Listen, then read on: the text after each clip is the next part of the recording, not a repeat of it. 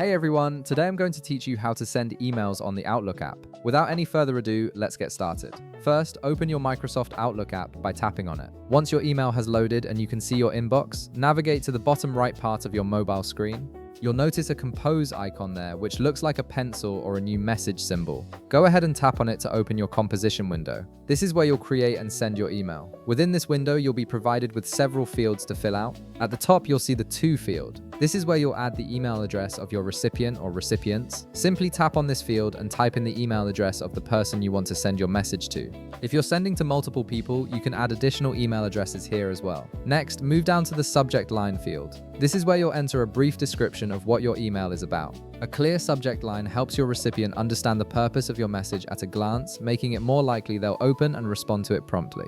Below the subject line, you'll find the main email body field. Tap on this area and compose your email message. This is where you'll write the actual content of your communication, whether it's a quick note, a detailed explanation, or anything in between. Take your time to craft your message clearly and professionally.